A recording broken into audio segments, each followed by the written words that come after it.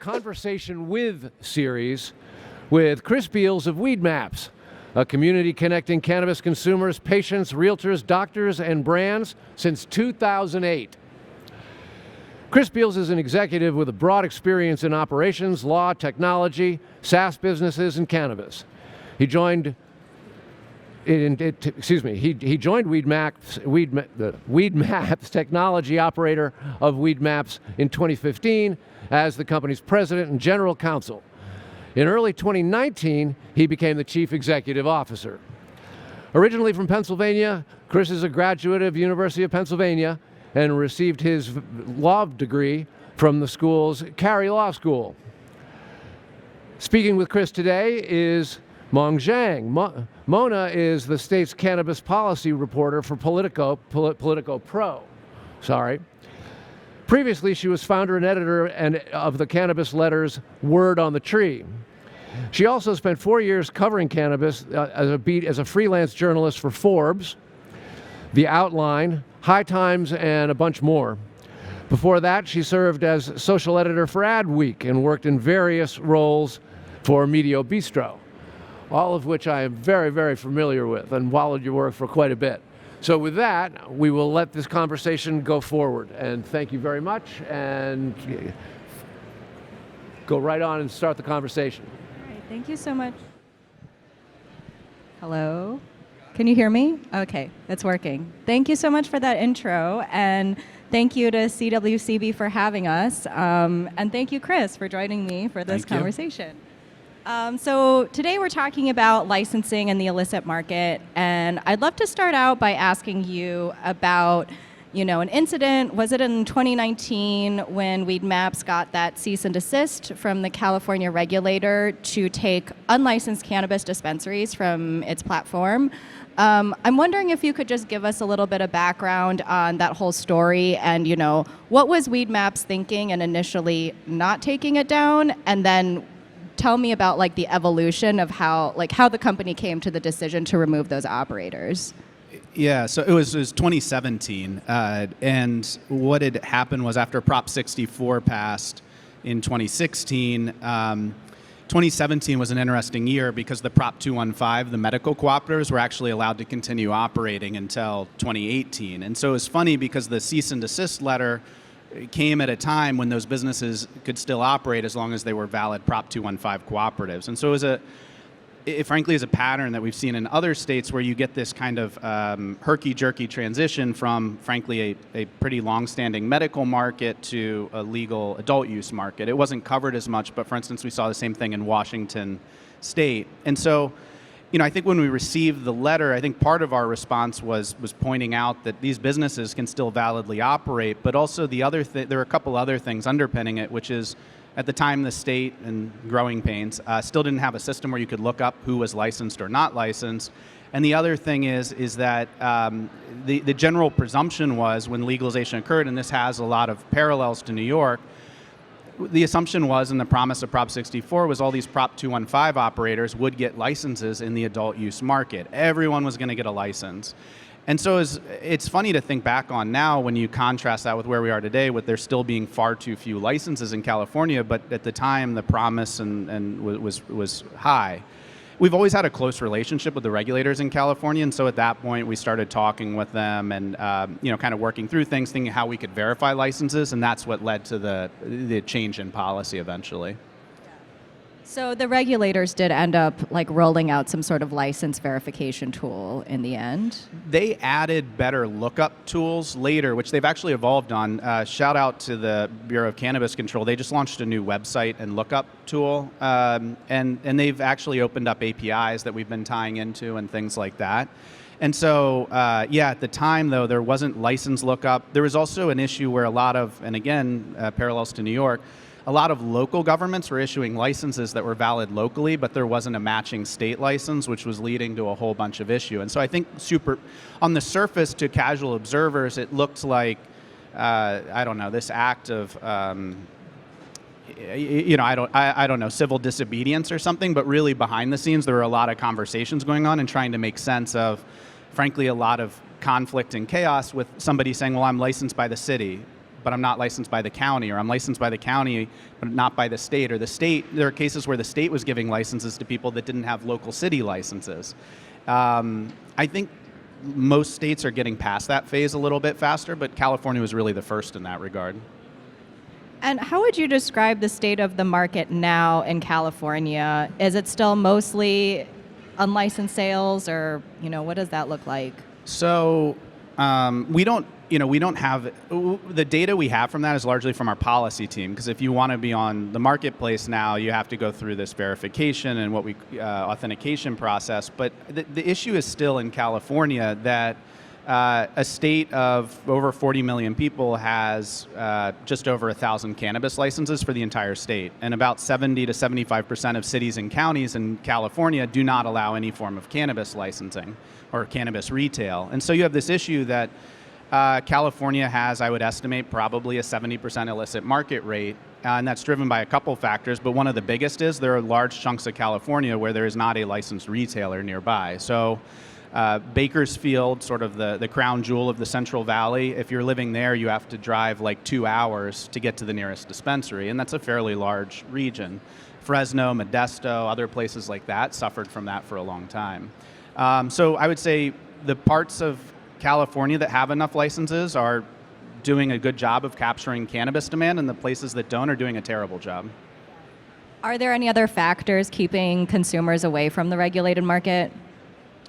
So we do a lot of research on this, and I'd say the 3 factors that primarily lead to outsized illicit market sales are, the single biggest one is lack of license density. If it's not convenient for consumers to go to a store, if stores don't have to compete on price, convenience, amenities, that's by far the biggest driver of illicit market. It's why, for instance, a state like Illinois, I would estimate, has probably a 90% illicit market rate. There's just too few licenses.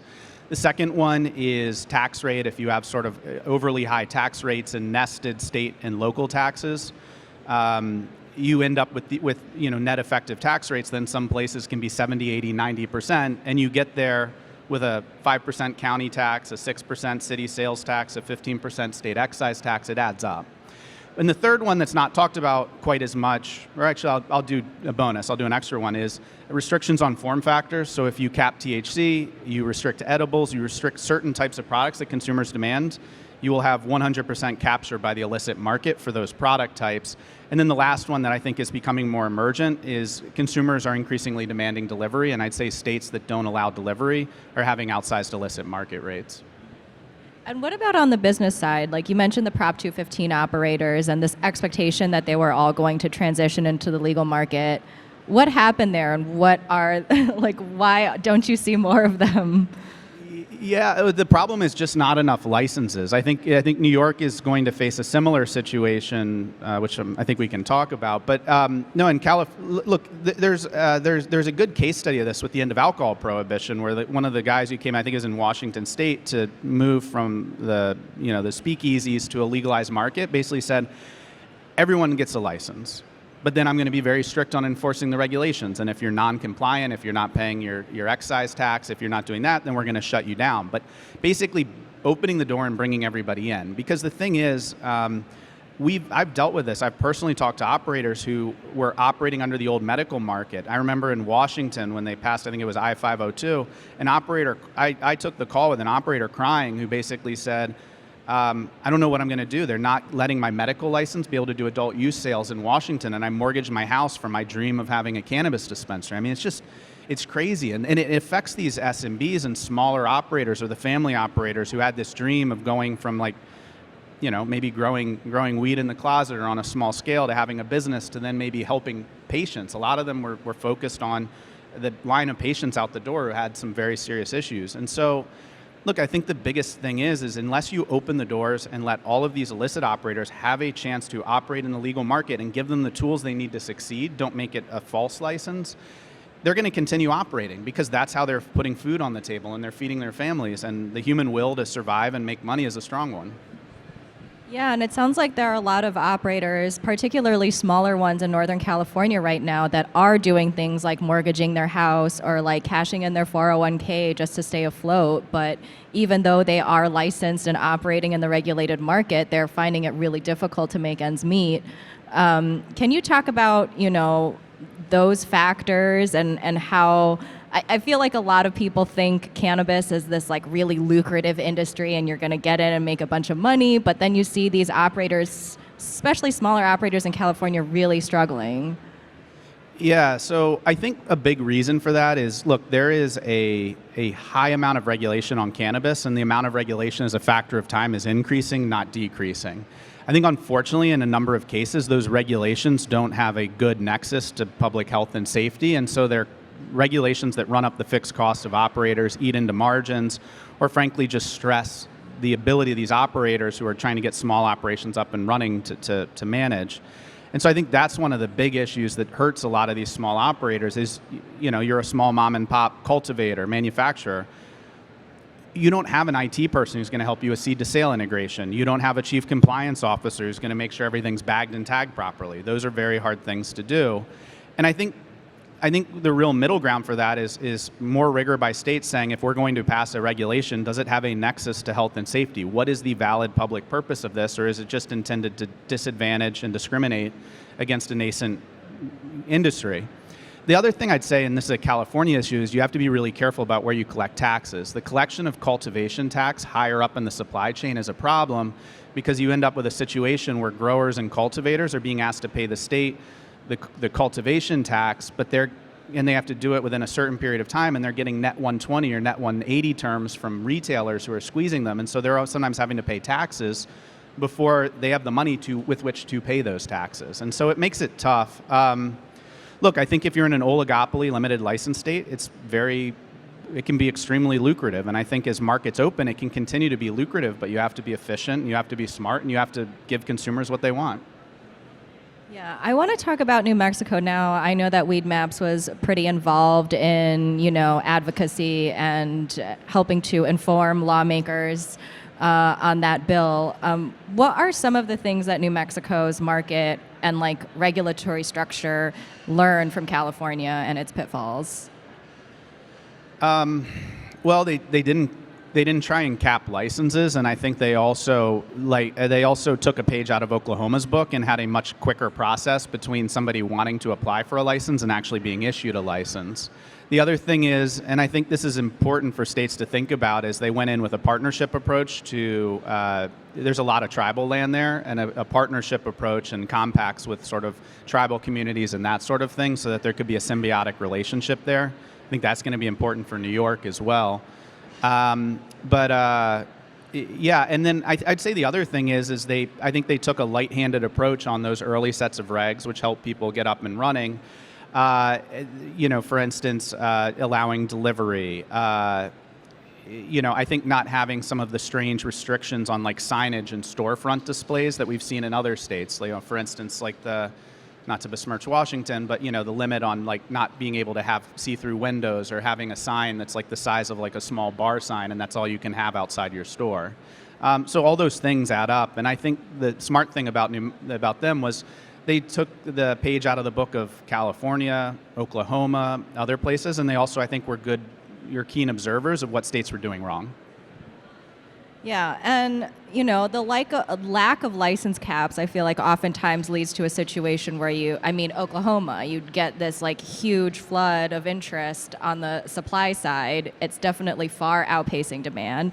I think Oklahoma just this week put a 2-year moratorium on giving out new licenses, which could or could not be implemented depending on the status of ballot referendums coming up in November. But how do you think regulators should approach this sort of balancing, just having a free-for-all versus, making sure that it doesn't create a glut and this huge drop in price and tons of people going out of business and that sort of situation? Or maybe that's the better situation. Yeah. Well, I think the interesting thing is that there are a lot of really successful operators in Oklahoma, and they've done what we've seen happen in other industries, which is they have multiple stores. They don't expect one store to do $3 million in sales a month. So you have these MLOs or these MLOs within the state that are quite successful, and I think that they've also tailored their operations, and they're very efficient. They don't use more store footprint than they need to, things like that. And so I don't know. It's interesting. I think somewhere along the way with cannabis, there got to be this idea that if you received a cannabis license, it was like a golden ticket to like unparalleled levels of wealth and riches. And I think in Oklahoma, I talked to a fair amount of operators there. I think that they, for instance, they probably put it in the same category as owning like a successful chain of car washes or something like that. And I think partially the state enabled that with a set of regulations that aren't overly onerous. It's not hard to roll up and have multiple stores.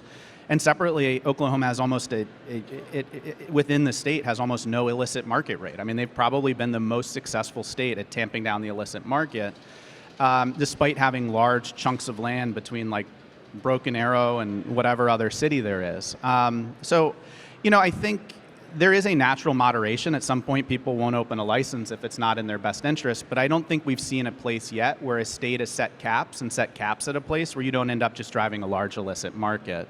And so I think the states or cities that have been most successful haven't put caps on and have relied on zoning laws or, well, we don't want 10 stores in a row here to carry the weight, just like you would with bars, package stores, whatever else. Yeah, and then the other factor in that case, I feel like, is the sort of illicit market for exports. Oklahoma is dealing with this problem. They've hired a lot of enforcement officers, and there are a lot of reports that there are, drug cartels. I mean, you hear the same things in California too. What about that as it relates to, having unlimited licenses and like low barriers to entry? I think there's a bit of a myth that like the increase in the number of licenses makes it easier, or it's a big myth that there's an increase in number of licenses lets there be more diversion. Same thing that track and trace systems prevent diversion out of state. A track and trace system will never prevent the diversion of product out of state that was never entered in the track and trace system to begin with. Or if you're losing 70% by weight of your biomass in the trimming and curing process, 80%, whether it's 50%, 80%, 90%, that's a lot of room to wiggle with product moving out of the state. But I think generally when you see large-scale operations that are selling to out-of-state folks, I think it takes two shapes. One is it's semi-legal out-of-state sales, which is somebody picking up from Texas, driving into Oklahoma and purchasing cannabis. Northwest Arkansas, a lot of people find the cannabis to be cheaper and sometimes higher quality than in Bentonville and places like that, and so they drive to Oklahoma. So on some level, that is one form of illegal market sales. I think the kind of large-scale cultivation growing and then moving to another state is driven by Texas not allowing legal cannabis. If Texas allowed legal cannabis, you wouldn't have an issue. I think by and large, a lot of those operators are not in the legal market to begin with. And the best way I explain it to people is think about this. If you spent $1 million getting up and running with a grow operation, a retailer, whatever, those illicit sales might look attractive, but are they losing $1 million investment attractive? And generally the answer is no. Now there are exceptions to that. There are licensed operators who divert in size most likely, but I'd say that's the exception, not the norm. I'd love to talk a little bit about New York. We're still in the very early days of rolling out a regulated market here. But, we are in this limbo period where cannabis is legal for adults. There aren't any regulated sales. There's a huge proliferation of unregulated sales. And, the regulators don't want to crack down in a heavy-handed manner because they don't want the war on drugs 2.0, which is similar sort of rhetoric that I hear coming from lawmakers in California.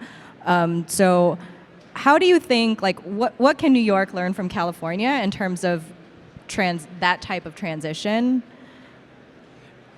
I would say you have to think of licensing as a sponge, and the sponge is soaking up unlicensed operators and soaking up consumers that are trained to go to high-quality unlicensed operators, of which there are many in New York.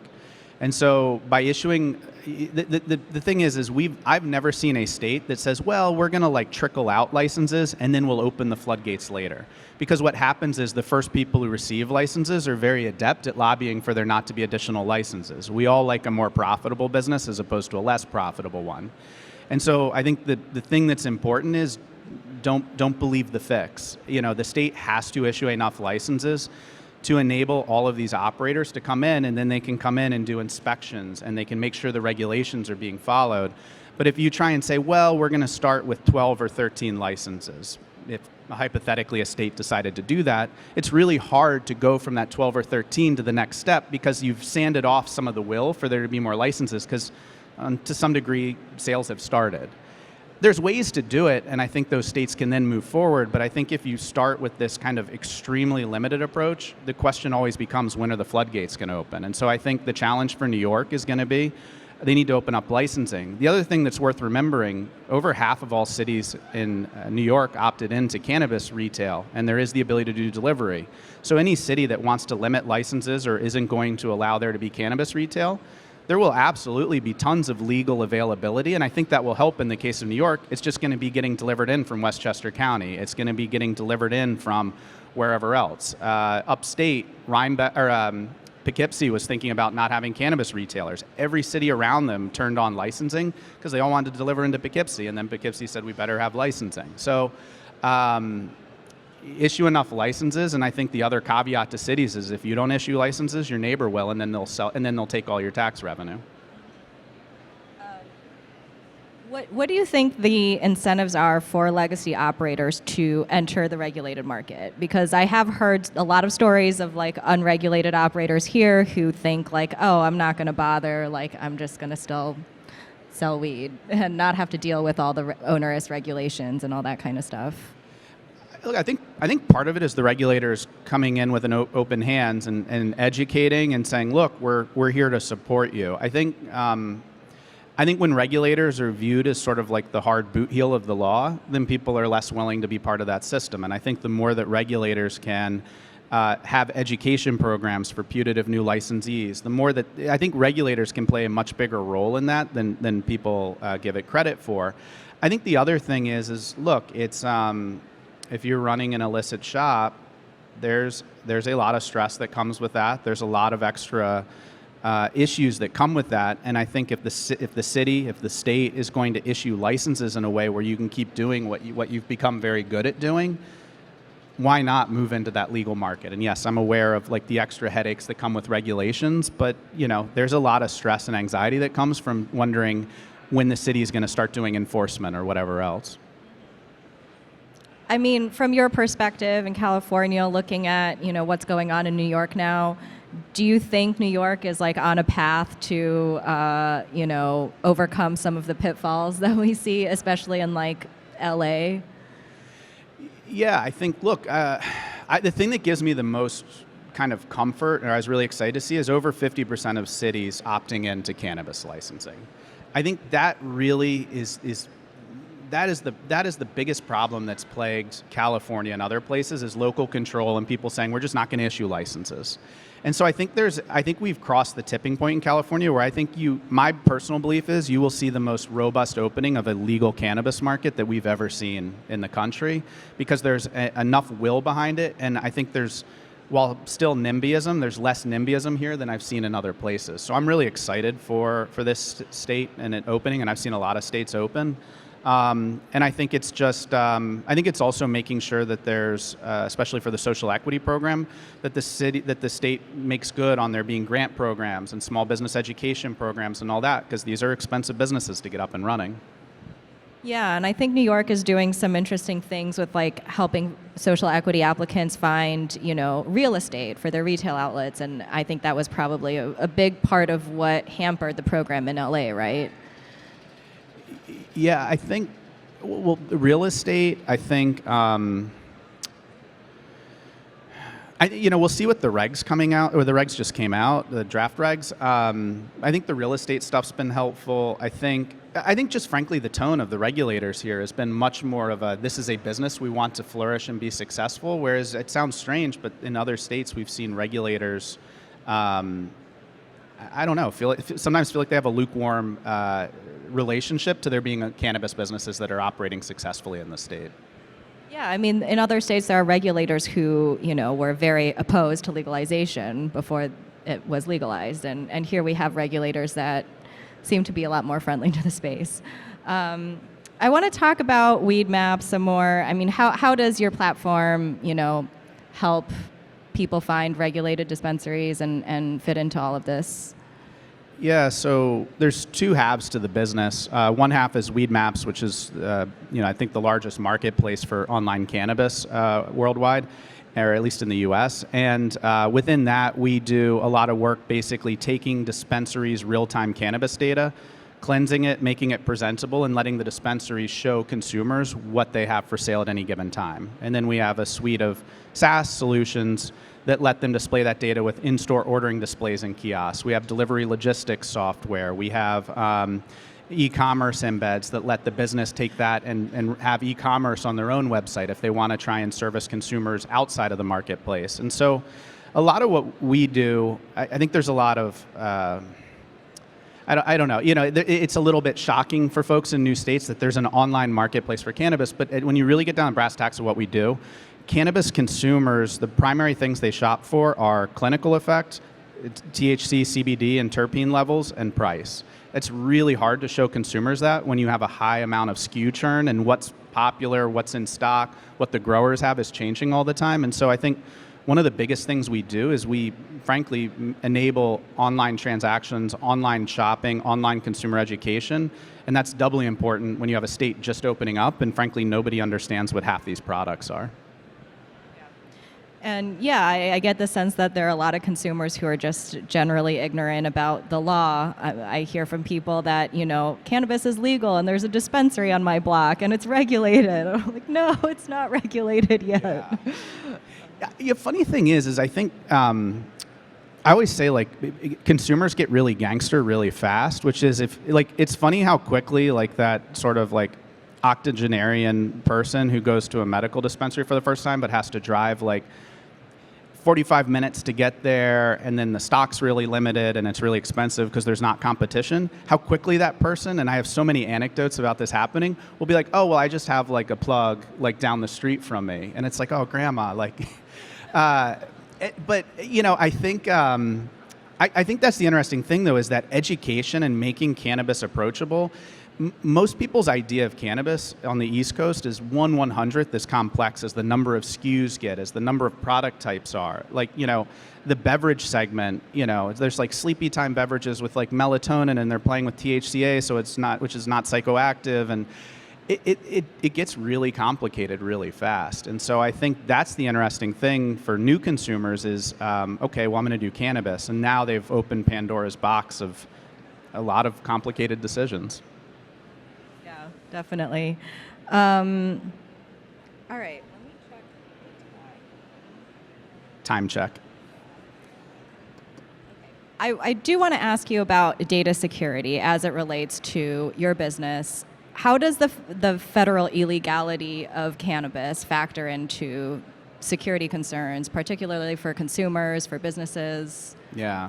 So we take InfoSec really seriously. So we run on AWS, Amazon, and I think part of it is you have to assume that we basically assume the transactional data we have, the shopping data we have, is of the utmost confidentiality, and so it's going through doing security audits. I think strangely, there's been some pretty big data breaches in the cannabis industry that haven't gotten a lot of coverage. I remember there was one internationally a couple of years ago that I saw another company have, and it was shocking to me how low the coverage levels were on that data breach, and I think where if it had occurred in another industry, you would have seen a lot more coverage. And so I think, we have a whole InfoSec team. We use one of the big kind of security audit firms, because I think you have to take this data pretty seriously. The other thing I would say with that is that, being a California company, California has more detailed privacy and right to be forgotten laws and things like that. But then we also have a fairly large international presence. And so when you think about our presence abroad, you look at the EU, and this isn't a data privacy talk, but when you're dealing with GDPR and things like that, it's a different level of requirements in terms of data segregation and the deletion or removal of data when somebody doesn't want to have their data held. Yeah, a colleague of mine just came back from a vacation in Spain, and she was really excited to tell us that Weedmaps is how people find cannabis in Spain. Yeah, we've had a long-standing presence in Spain. Cannabis, which is the big annual cannabis event there, I cut my teeth going to it right after I came to the company, and the social club scene in Spain is incredibly robust, and interestingly, has a lot of brand overlap with the US. There are a lot of US brands that you'll find in the social clubs there and things like that. But I think I talked to you about this before, but I think that the model of their consumption lounge type approach, because I think consumption lounges are a huge opportunity, something for New York to really be a leader in. But I think I've always thought of Spain and Barcelona and the social clubs there as being the leader of where you just go watch like a soccer match. If someone wanted to have a beer, you'd do that. You could smoke, you could hang. And it was a really cool thing to see. Yeah, and consumption lounges, I mean, I feel like no state has a really like developed consumption space yet. How do you think that is going to affect the unregulated market? Like, will it bring more consumers into the regulated market? I think consumption lounges, like if you can bring cannabis consumption into a public social context where people can relax and hang, like, you know, not too many, I'll give you a bar example, and I hate going to alcohol examples with cannabis because they're very different industries, but, you know, not that many people are like slipping a hip flask in to go into the bar when they're there to watch like Sunday football. It's the same thing. If you have a really catchy consumption lounge type setup. There's a place in West Hollywood where they're gonna have a common backyard with like a beer store, and so you can go in the back patio and smoke. You can have a beer, you can do whatever, and you know, big screen TVs. But if you have cool things like that, and you're bringing cannabis consumption out of like the furtive shadows and whatever, you're more likely to get people to be shopping legally because they, you know, nobody wants to be that cheap person who like, you know, bootlegged their cannabis into the consumption lounge as opposed to like buying it. It's just a bad look. But yeah, I think consumption lounges have a very underrated ability to impact desire to use the legal market. Yeah, and I think New York became a leader on that front from a legislative perspective because, you know, in a place like this, you don't have the same stone driving concerns as you have in other jurisdictions where it was it's a really big challenge to get these laws in place. But they're really coming up in West Hollywood. Nevada is doing consumption lounges. Las Vegas is going to be huge for that, of course. So it's going to be really interesting to see the space, especially as New York rolls that out. So we have about 15 minutes. Are there any audience questions for Chris? Going back to your discussion of Weedmaps consumers and the persona that you mentioned, I was kind of more curious about like if you had a specific persona in mind when you target your value proposition to your customers. Like who exactly do you have in mind when you do target, marketing strategies and things like that?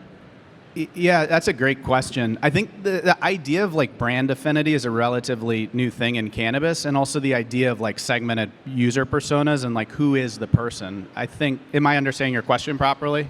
Okay.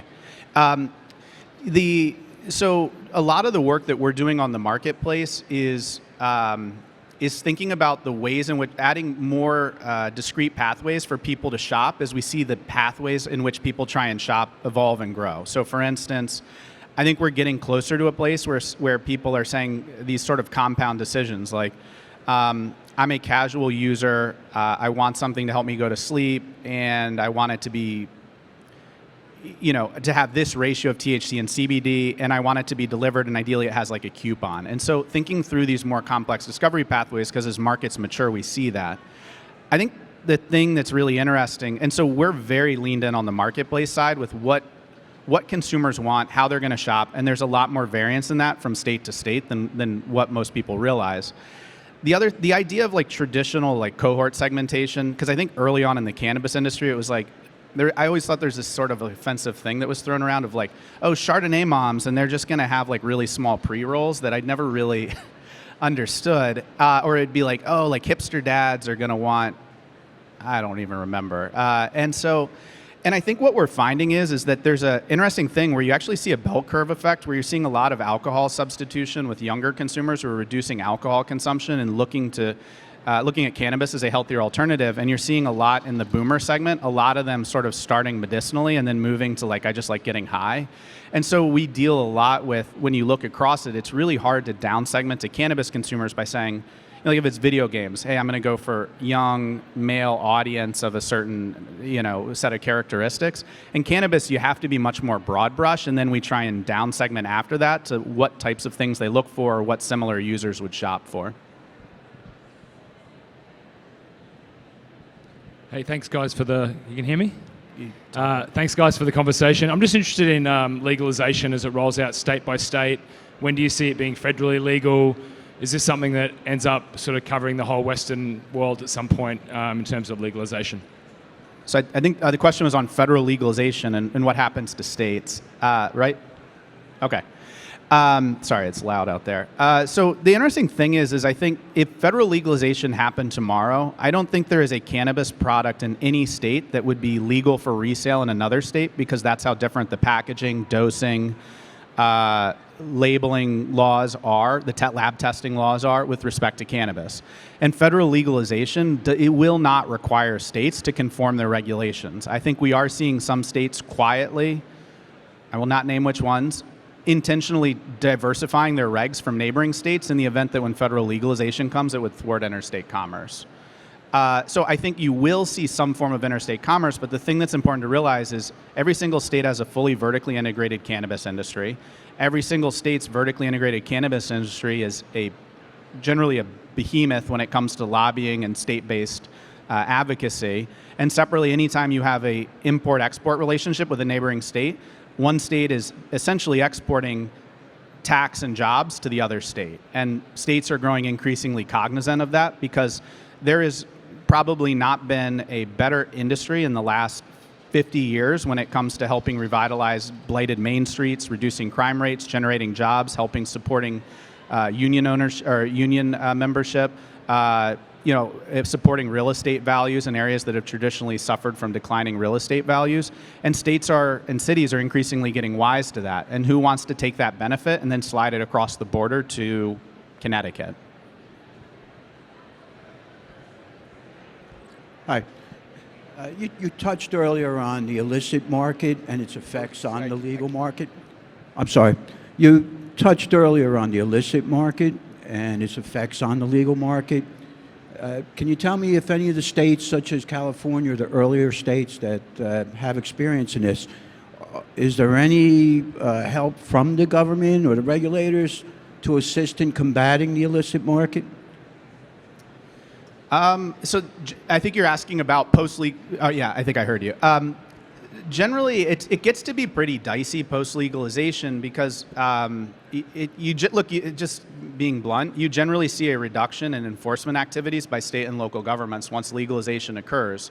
Generally, the view is that there's higher priority, more dangerous activities happening.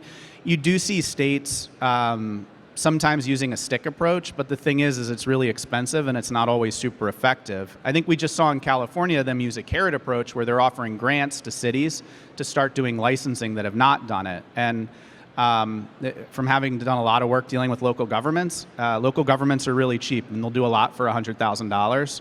And so I think that's one effective thing you can do, is if you can take these pockets of illicit market and, again, using the sponge analogy, soak it up into the legal market by getting those cities to move with licensing.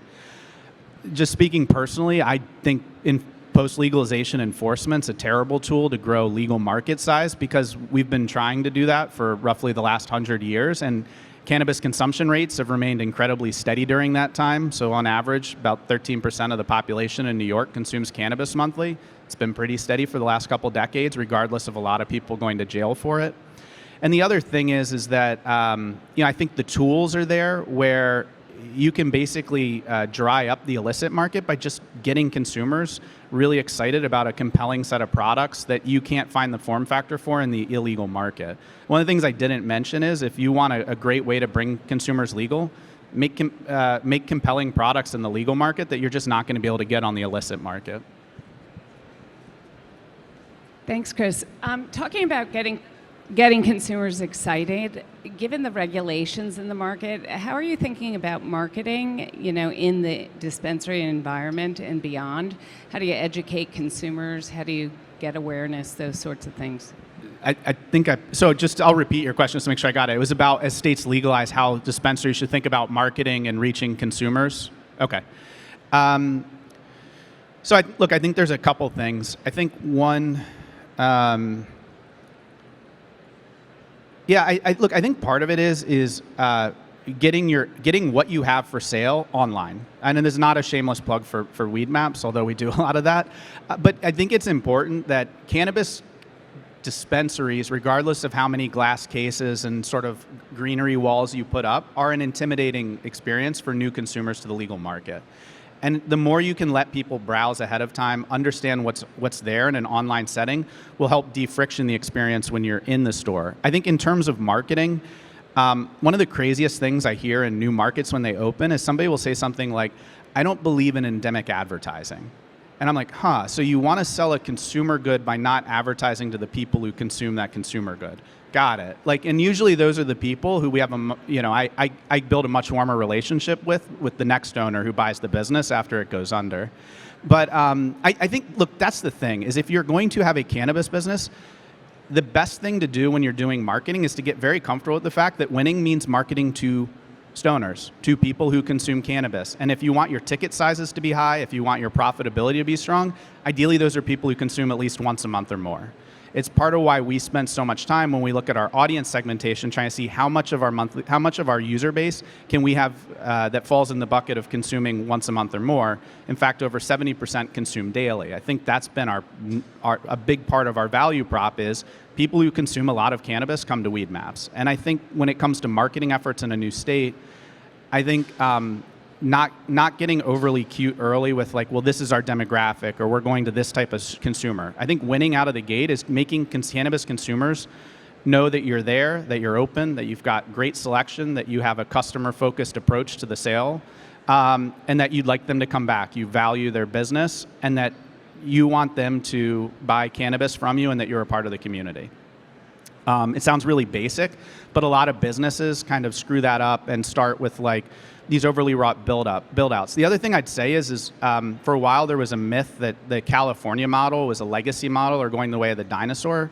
I think people are increasingly realizing that what retail should look like, how retail operations should work, is the California model. There is no more competitive market out there than California, and those are the businesses that have had operators who figured out early, sales per square foot matter. How can I do the most sales with the smallest retail footprint? How can I get my act together on delivery? Somebody might like coming into the store, but they'd probably like me delivering to them much more. How can I actually tailor? I think one of the biggest things we see in more mature, more successful businesses is their SKU list changes constantly. The average cannabis retailer in a mature state has 400 SKUs, and then SKUs on that, dozens of them change out on a daily basis, and they're constantly looking at what has sell-through velocity, what's performing well, what's not, and they're adapting. I think when I see static SKU lists, I generally see an unhealthy business. Hello, my name is Raina Jackson, Purple Raina Self-Care. I'm out of Oakland and San Francisco. And first I want to commend you with Weedmaps. Just over the years, it's just been perfect to find, in California, when you need to find some product, when you're traveling, or you want to know that the dispensary is actually there and all that, or you want to look for your specific brand, I'm into gummies. And so, I wanted to know your thoughts on consumption lounges in terms of how to really monetize those. I hear people talking about that it sounds really cool, and I love Barbary Coast and Mo Greens in San Francisco, and I think they have a great model. But what do you do if you're not going to be a dispensary and you're going to be standalone? Just your thoughts on that. Yeah, that's a fantastic question, and thank you for the compliment. So the question was about consumption lounges and how those models can be monetized and how they can generate revenue. So I think it depends, like most things, on the state regulation, but I think there are a couple things that are interesting to me, some of which we want to provide solutions for at Weedmaps or WM Technology. So one is, in some states, consumption lounges will be able to be run by cannabis businesses. So there, the way that you do it is by selling people cannabis who are then going to consume it there. That's a very traditional model. But the thing that's interesting is you can potentially sort of have people consuming some there and then taking some for the road. So you can increase basket size. It opens up more. I think cannabis dispensaries do well when they're part of the fabric of the community, and it opens you up more to do things within the community and that is marketing. For places where you have consumption lounges, but they can't sell cannabis themselves, I think there's a couple interesting things. One is, I think, having, to the extent states allow it, basically having ordering kiosks in the store where you partner up with a local delivery service, or you let people shop more broadly where people can come in and you say, listen, here's a coffee, here's whatever, go out, enjoy, it's a sunny day. Place your order here, and in states, and then the product will be delivered there, and you can basically do a profit sharing agreement with the dispensary. The other thing you can do with that is in states that allow ice cream truck model, where you can have, and we've seen this with music festivals and events, where you can basically load product in a car vehicle, and then that car vehicle can be out waiting for orders to come. Is we've seen delivery operations basically say, okay, cool, here's a couple panel vans that are holding stuff at the on-call window at grasslands or whatever else, and you're dispensing from that. I think one other thing that's interesting is some states are thinking about allowing, letting consumption lounges be the vector by which you have like fairs or like consumption events that are communal in nature, like trade type events and that sort of thing. But I think, and look, then the other thing is to the extent consumption lounges let you buy a whole host of ancillary things, potentially up to and including alcohol, it's sort of the other sales, the other things that go with that. I'm not quite a big fan. I know some people propose like a hookah lounge model where you pay a bunch of money for like a table and that sort of thing, and that's where you're going. I don't know. I'm not, the end-all be-all of prognostication, but I'm not sure that that has a lot of legs. But I think if you can sell yourself, that's one way, and then separately, I think you can do a delivery to the space type model, and especially if there's enough retail license density, really kind of work in concert with a delivery license, where you can generate economics, you can do sell-through, you can add a markup on what's coming in. Okay, last question. So my question has to do with what's your opinion with respect to states that have seat-to-sale models, where you have the licensed producers that are also the retailers, versus what they're trying to do here in New York, which is cut that away so that the retailers are sort of their standalone, and then licensed producers focus on licensed production. Do you think it's more beneficial to have what New York is trying to do? So the question was about vertical integration and restrictions on vertical integration, right? Okay.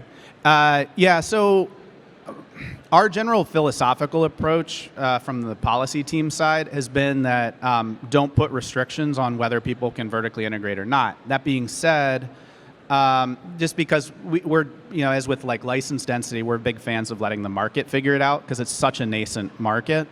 But I think that it's very possible to get a lot of the same robustness with a model like New York, where it's restricted on vertical integration, and that's relying on things like brand and IP licensing and packaging licensing. And I think what you'll see here is a lot of cultivators will basically become contract manufacturers for dispensary chains, or they'll become contract manufacturers for a celebrity brand and that sort of thing. There's also the micro business license where you can do more. I think that's been heavily tailored towards kind of like the upstate ag market. And I think you'll see kind of some really cool concepts that we've never seen in the country of kind of seed to table, like kind of ag type, farm market type setups. But I don't think that having a restriction on vertical integration is in and of itself a problem. I think probably the most pernicious model we've seen is mandatory vertical integration, because what you see is a lot of businesses that want to do retail don't have the money or the desire to do up supply chain, and you end up with a really weak kind of supply chain, mostly on the supply side. Or and sometimes is mostly gone. There have been restrictions where you have to vertically integrate and you can only sell your own product, which is, it's pure death. Like no retailer can successfully only sell house products. Like that's a myth. So I think it's possible I think the New York model is perfectly workable, and I think generally you'll see some really interesting kind of, because there are other states that do the same thing. You'll see IP licensing, you'll see co-branding deals, you'll see stuff like that that'll kind of bridge the gap. But at the end of the day, I think the idea of house brands carrying sales, I think increasingly we're seeing that brands that are focused on doing that, being brands, are the ones who are winning most of the shelf space, most of the sell-through. And retailers who are really focused on being good curators and presenters of a wide variety of brands are the ones who are winning on the retail side. All right, that concludes our time for today. Thank you all so much for coming out. And Chris and I are actually going to be talking more about the illicit market and licensing at a panel tomorrow at 3:15. So definitely come check that out if you want to hear more on the subject. Thank you, Chris, for joining me today. Thank you.